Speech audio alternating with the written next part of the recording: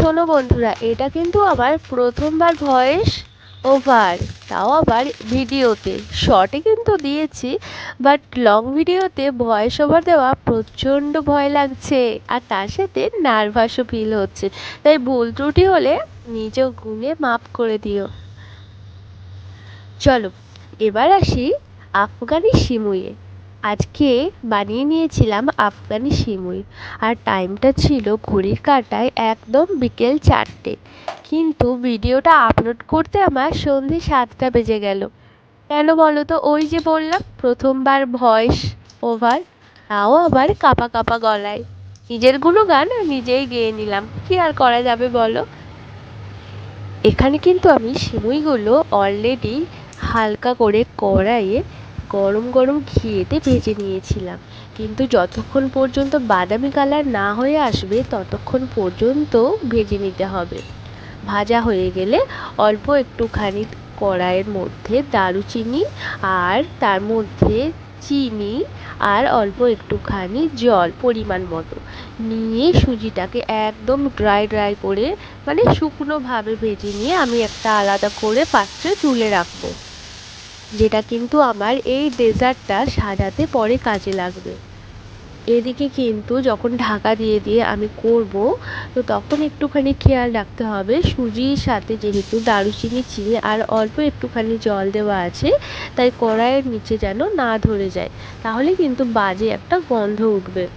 আর অন্যদিকে নিয়ে নেব আরেকটি কড়াই, যার মধ্যে আমি দুধের মধ্যে বাটার মিল্ক আর তার সাথে আমি কেশর ভিজিয়ে রাখা জলকে আমি দিয়ে দেব, আর একটুখানি কর্নফ্লেক্সটাকে দিয়ে দেব, যাতে কিনা দুধটা ঘন হয়ে আসে।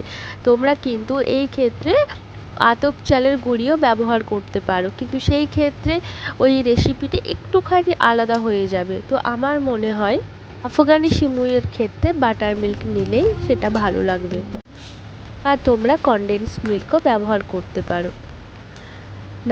নাড়ার সময় মনে রাখতে হবে দুধের টেক্সচারটা যেন ঠিক এই রকমভাবেই চলে আসে, তাহলে কিন্তু পরে যখন দুধের মালাইটা রেডি হয়ে আসবে তোমাদের সাজানোর জন্য, তখন এই রকম মালাইয়ের টেক্সচারটা তৈরি করতে সাহায্য করবে। আর ওদিকে দেখো আমি আমন্ডের কিছু গুঁড়ো নিয়ে নিয়েছিলাম, যেটাকে আমি কেটে নিয়েছিলাম ছুরি দিয়ে, কিংবা তোমরা সেটাকে মিক্সিতেও মিক্স করে নিতে পারো। আর নিয়ে নিয়েছিলাম ব্ল্যাক রাইসিনস, সেটা ছিল আমার শুধুমাত্র সাজানোর জন্য। তোমরা কিন্তু চীনামাটির বাটিও নিতে পারো, কিংবা কাচের বাটিও নিয়ে নিতে পারো। আমি এখানে নিয়ে নিয়েছিলাম চীনামাটির একটা বাটি, সেখানে সাজিয়ে নিয়েছিলাম প্রথমে সিমুইগুলোকে। তার উপর তুমি মালাই দিয়ে একদম এই রকমভাবেও সাজিয়ে নিতে পারো। একদম বাচ্চাদের কেকের বদলে এই আফগানি সিমুইটা একবার দিয়ে দেখো, ভীষণ ভীষণ সুন্দর টেস্ট হয়েছে। আমি এখানে একটাই লেয়ার বানিয়েছিলাম, তাই সেই মতো আমি দুধের মালাইটা বানিয়েছিলাম। তোমরা যদি চাও তাহলে 2-3টে লেয়ারও বানাতে পারো, সেই রকম পরিমাণ মতো দুধের মালাই, এবং তার সাথে সিমুইয়ের পরিমাণটাও বেশি করে নিতে হবে। আর এদিকে দেখো আমি সাজিয়ে নিয়েছিলাম সাইডে সাইডে একদম রাউন্ড করে ভেজে রাখা সিমুইগুলো। আমার তো এই ডিজাইনটা ভীষণ পছন্দ হয়েছে, তাই আমি এই রকম ডিজাইনটাই বানিয়েছিলাম।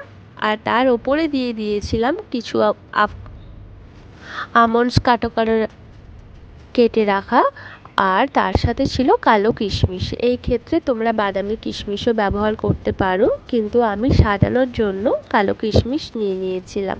তাই সাইডে একদম বাঁধা সুতোর মতো যেন দেখতে লাগে, সেই রকমভাবেই আমি কালো কিশমিশগুলোকে সাজিয়ে নিয়েছিলাম।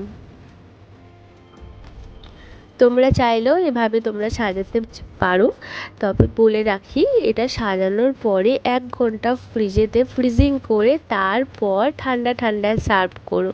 তার কারণ গরম গরম খেতে কিন্তু একদম ভালো লাগে না। কেমন হয়েছে প্রথমবার ভিডিওতে জানিও বন্ধুরা।